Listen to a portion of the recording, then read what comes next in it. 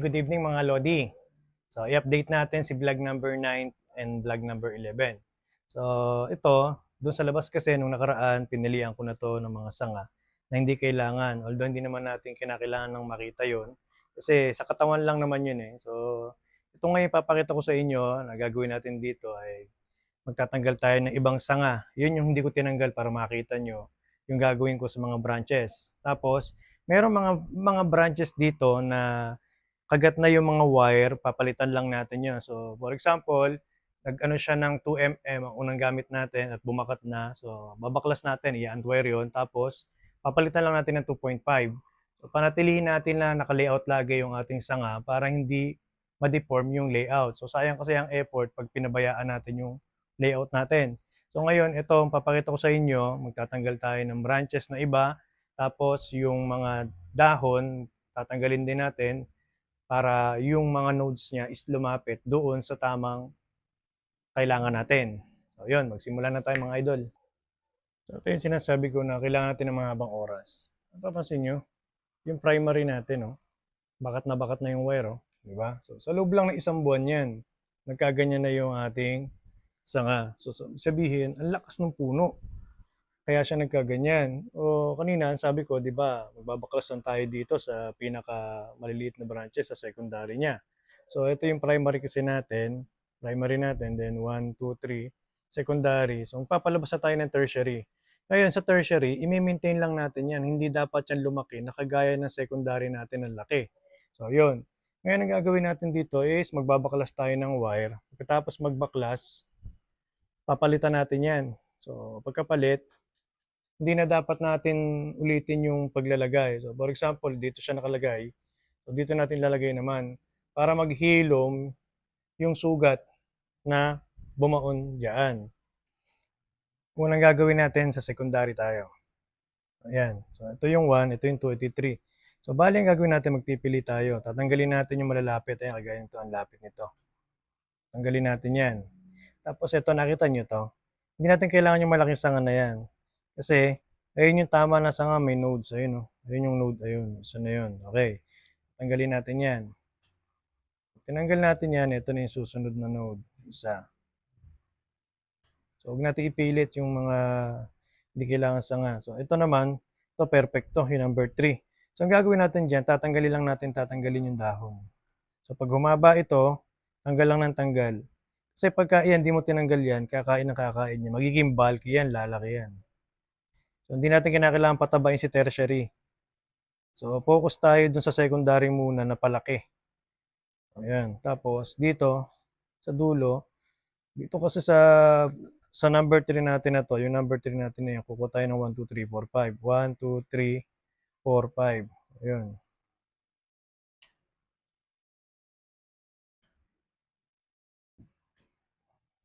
Ayan. Painain natin yan. Ito nyo, lalapit ng nodes, oh. Diba? So, ganun din ang gagawin natin sa number 2. So, si number 2 naman, ito yung kailangan nating nodes. Ayun. So, tanggal din to. So, ito na yung papasok. Number 1 niya. Ito naman yung isa. So, ito, pahihinain natin to para lumabas talaga yun. So, tanggalin natin ang dahon yan. Ito yung node, oh. Nasa ilalim yung isa. So, 1, 2, 3, 4. Ito yung isa.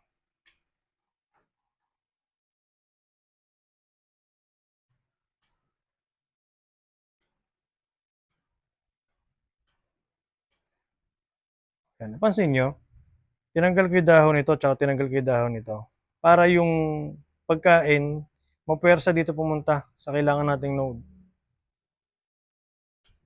1, 1, 2, 3, 4. Nandito na yung 5.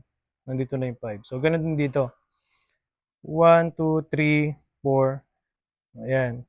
So, dito mag-a-atras tayo. Pero ngayon, huwag mo munang tanggalin to. Huwag mo munang tanggalin. Kasi, kailangan pa natin yan para lumaki to. So, ganun din dito. 1, 2, 3.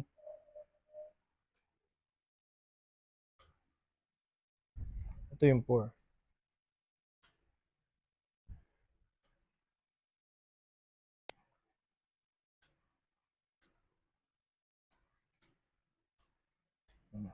Ayan, pansinin niyo naman 'to. Ito mula diyan tinanggal ko yung dahon, tira lang ang dulo. Pero ito, nag-iwan ako dito. Sa dalawa na 'yan hindi ko iniwanan. Ngayon kasi ito, lumalaki na 'to, yung number 2 natin. Mas malaki pa ngayon 'to kaysa dun sa number 3. Ayan. So, 'yun yung pagme-maintain ng branches natin para hindi magsisinlaki. Kasi dapat itong number 3 natin ang mas malaki compared dun sa 1 and 2. So, kaya pinahina ko na 'tong dalawa na 'to, yung 1 and 2, para dito pumunta yung pagkain. So, ito ngayon, pahahabain natin 'to ng mga nasa 1 and a half inches. So, kasi siya yung magdadala ng twiggings. Ito yung magdadala ng twigs. So, ayan. Kaya ito nakagayak na ng 1, 2, 3, 4, 5. Kasi siya yung maglalagay ng twigs. So, ganun din dito. Ayan. Gaya niyan. Ito, ang layo na nga nito. Oh. Ito yung isang node. Sumunod ito na. Ito yung perfect. Oh. Half inch. Ito, nasa 3/4 na to eh. So, pag nag-twigs kasi yan, ito negative space yan, magsasara din naman yan pag umangat yung mga twigs dyan. Kaso nga lang, may bakante. Hindi kagaya nito. Ang ganda nito. Oh. Ito half inch. So, yun. So, magbabaklas tayo ng wire. Tapos, papalitan natin ng ibang size. Ganito naman yung pagbabaklas ng wire. So, ito yung kasama nito eh, di ba? Ayan. Tanggalin lang muna dyan, tapos huwag nyo muna itong tatanggalin dyan. Hintayin nyo muna matapos tong isa.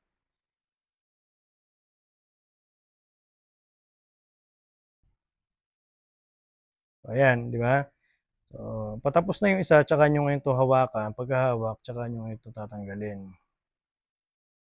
Ayan. Tapos alalay kayo dito, tapos ayan. Tsaka yun tanggalin parehas. Kasi, pagka tinapos yung isa na to at hindi pa rito nakakabaklas kahit konti, eh pwedeng mahiklat siya, magkakaroon ng ano dito, hiwa. So, pwede maputol. Grabe yung bakat ng wire. Lubog na lubog. Oh. Bantay pa ako niyan ha. Alalay kayo para hindi mabalatan. Laging nakaalalay yung daliri. Yun oh, lubog na lubog. Oh.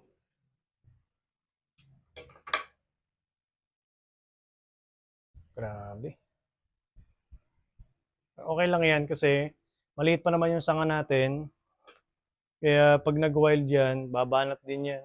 So, pag umalsa yan, mawawala din yung sugat na yan. Huwag lang yung finish na magwa-wire pa kayo tapos mangyayari ngayon dun. Mahirap na ngayon paghilumin yun. Laging nakaalala yung daliri dun sa ilalim. Ayun. Laging nakaalala na ganyan.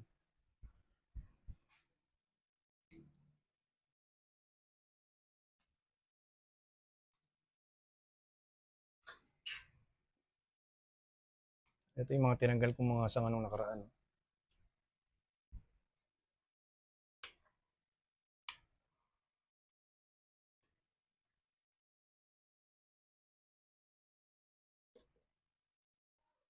Bali, ang gagawin natin dito ngayon, babalikan lang natin to ng wire ng 3.5 uli. Kaso nga lang, hindi na natin dun ipipwesto sa mga may sugat. So, alalay na lang tayo dyan sa paglalagay.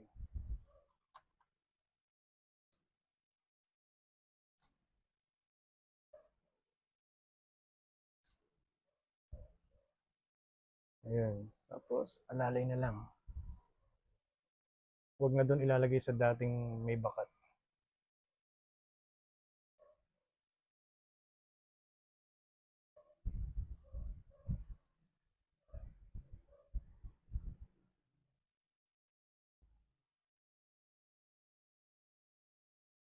Totally, kahit di naman nalagyan itong malaking wire na to dito, pwede naman para maghilom kagad. Pero kasi kailangan natin ng lock para doon sa susunod na wire. Ayan. Lalagay natin siya doon sa walang bakat na ayan, natin niya. Ayan. Ito.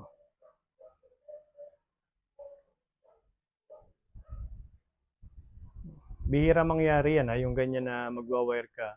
After 1 month, yung kakagat-kagad yung nandini sa loob. Kasi kadalasan dito eh. Ito kasi yung lalaki. Ito yung lalaki talaga. Ngayon, pag lumaki yan, ito yung nauuna na bumabakat ang wire compare dito sa loob. So, bihira yan. Ayan. So, mula dito hanggang dyan, yung wire na to, dyan ko siya puputulin para lang magkaroon ng lock. Kasi pag ito pinutol natin ng sakto dito, ang mangyayari sa kanya, ito yung magiging magkasama, yung dalawa na to. Dahil ito yung magiging lock. So, ang magkasama kasi itong 2 and 3 ang magkasama. So, babalansehin nyo yung pagwa-wire. For example, yung wire natin, ito kasing dalawa to magsinlaki, yung 1 and 3. So, ito namang number 2, mas malaki pa dito sa dalawa. So, yun. So, dapat yung magkasama, ito munang dalawa. So, pagkatapos ito, itong wire na to dapat dito pumunta sa malaki na to. Kasi hindi natin pwedeng gawing ano hindi natin pwedeng gawing pare-pareha sila. Gawa nung malaki to, ito maliliit. So, gagamit tayo ng 2.5.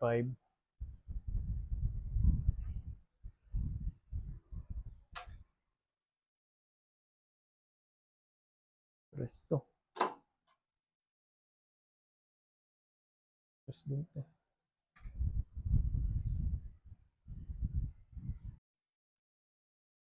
Itong hawak ko na 2.5.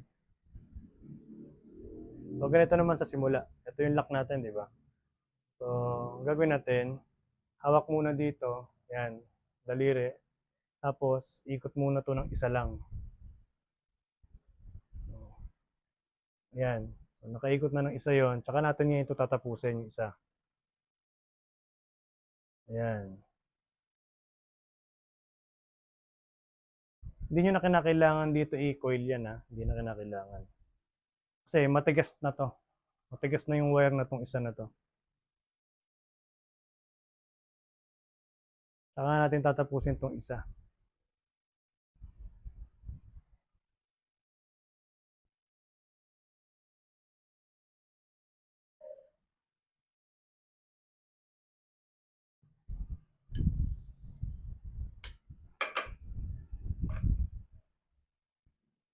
Ngayon, natapos na natin to. Ito naman. Kasi kahit na ano gawin mo ngayon dyan, kahit galaw-galaw mo to, hindi nagagalaw yan kasi nakalock dito. May malaki kasi na to.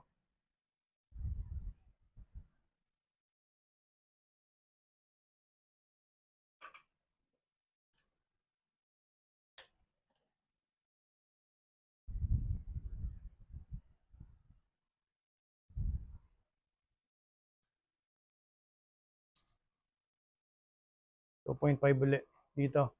Kasi ito ngayon, dadali natin to dito. Kasi nga, mas malaki itong isang branches na to compare sa dalawa na to. Ayun. So, may nagtanong sa akin kung pwede daw ba na nakakross yung wire sa branches o sa wire. No question yun kasi kung material pa lang yung bonsai nyo, na ginagawa pa lang kagaya nito, walang kaso yun. Ayan, kagaya yung ginawa ko, tingnan nyo. Galing dito sa kabila, di ba? Tapos ngayon nasa ilalim siya. Ayan, so walang kaso yun. Kasi materialis pa lang naman yung ginagawa natin eh. Pero pagka tayo, sasali tayo ng show, hanggat maaari, wala dapat na nakakross. So pangit tignan kasi yun. So ayan na ngayon siya. So hanggang dyan lang yan kasi ito maliit na to eh.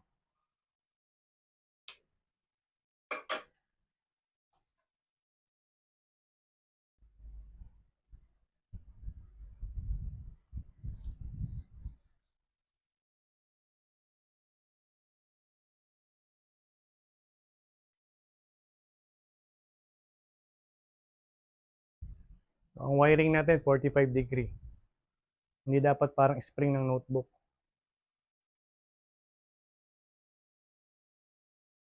Nakikita niyo yung paggagawa ko ng pagwa-wire. Iba-ibang size. Hindi tayo makakapag-layout ng maayos kapag dalawang size lang ang ginagamit natin. So ayan na, lagay na natin ngayon yung 2.5, 3.5 tsaka 2.5. Ang susunod natin dyan is 1.5. So ayan. So, didetalihan natin, lalagyan natin ng wire yung mga kailangan nating node. Ayan, kagaya isa na yan, kagaya na nandito sa kabila. Lalagyan na natin yan para pagka ito, nagpipili na tayo, nakita na natin yung mga babaklasin at alam natin yung iiwanan natin.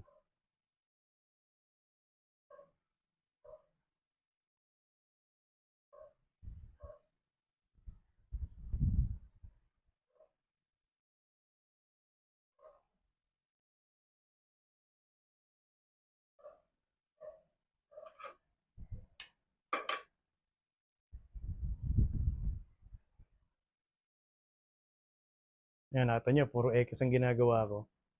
Kasi, hindi titibay yan pag di nyo in-X yan. Kailangan yan. Sa material pero pag buo na, hindi na.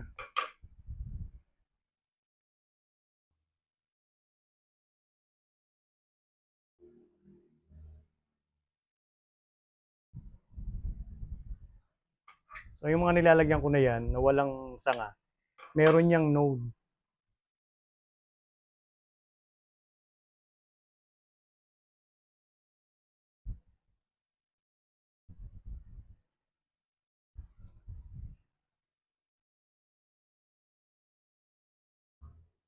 Tingnan nyo, pag di naka-X pag di naka-X, tingnan nyo to, gagalaw yan pagka ginagalaw to.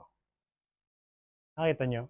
Kasi hindi siya naka-X. Mamaya pagka i-X ko yan, tingnan nyo, i-X ko. Kukross ko siya. Oh. Nakita nyo, gumagalaw ba? Hindi, di ba? Kasi nga naka-cross. So, naka-lock.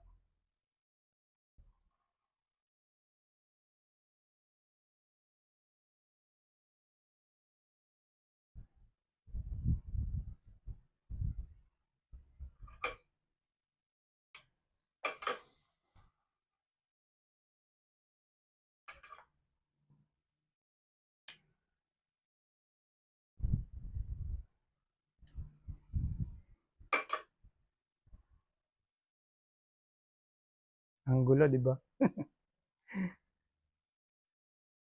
Pag nilayout yan, doon nyo na makikita yan.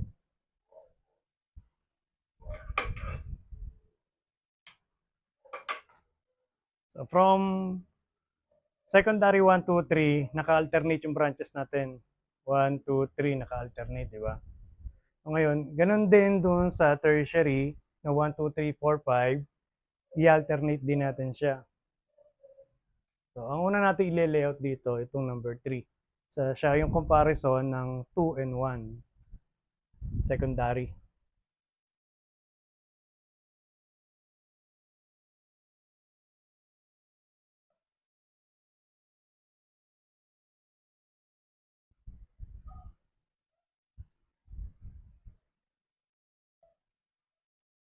Ito, yung number 2, medyo aangat ng konti yan dito sa number 3. So, hindi dapat siya pantay.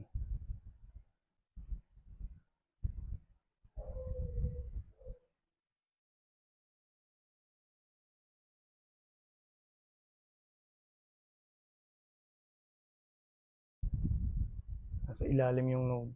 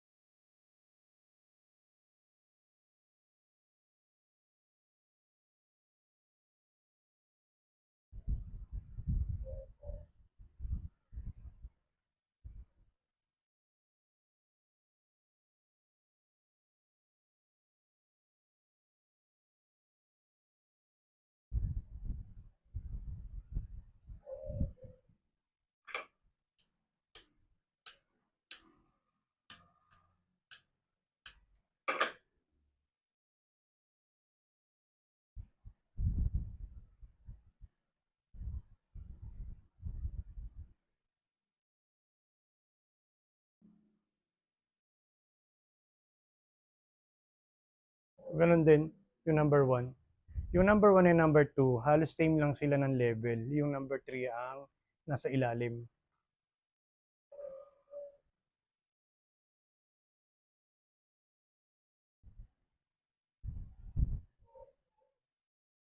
So, ayan na siya ngayon.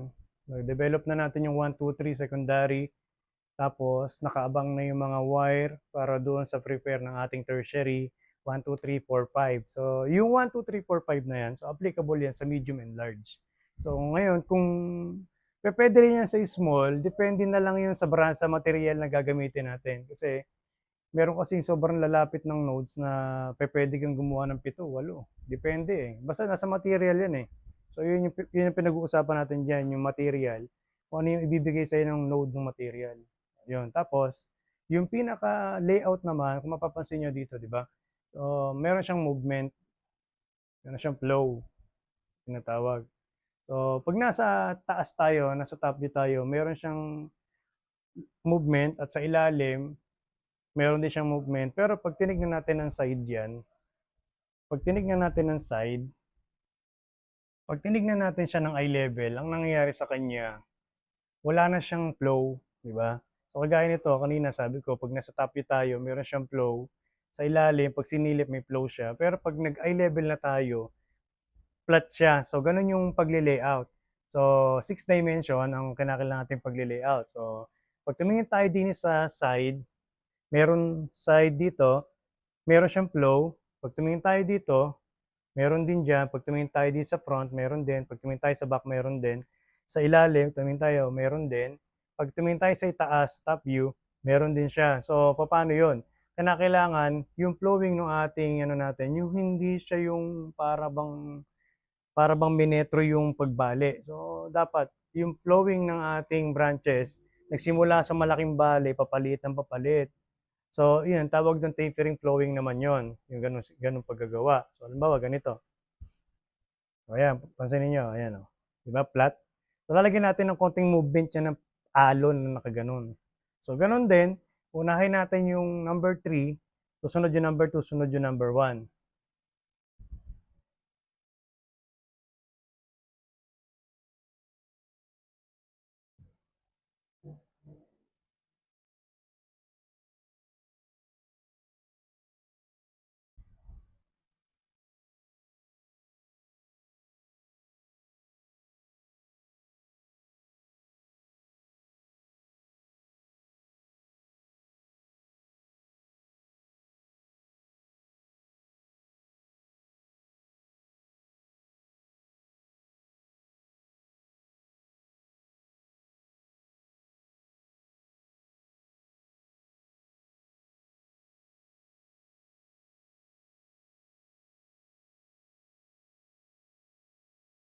So, ito na ngayon siya. Meron na siya ngayong movement na malaking bali, papaliit ng papaliit. Ganito yung ibig ko sabihin. Pag nagmula tayo sa bali na ano, malaki, palit ng papaliit. Ayan.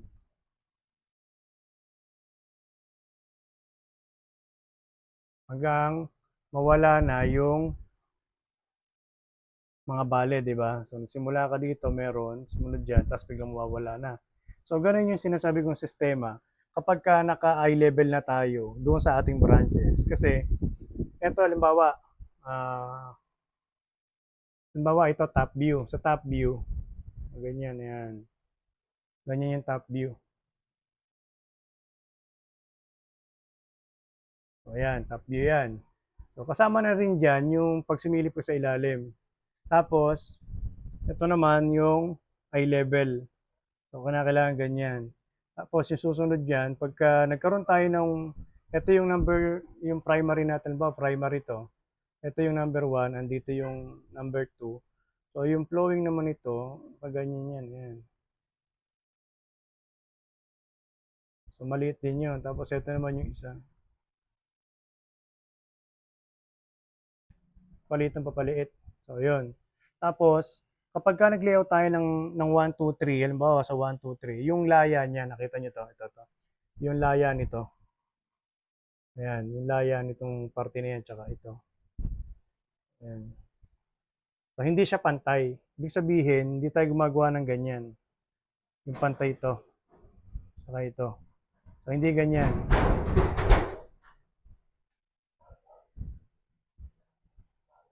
Hindi tayo gumagawa ng ganyan pantay yung mga parte na to. So, ito yung ibig sabihin. Ayan. So, nagsimula tayo sa 0, tapos half inch, 3/4, 1 inch, tapos 2 inch yung lapad nito. Ayan. Ayan.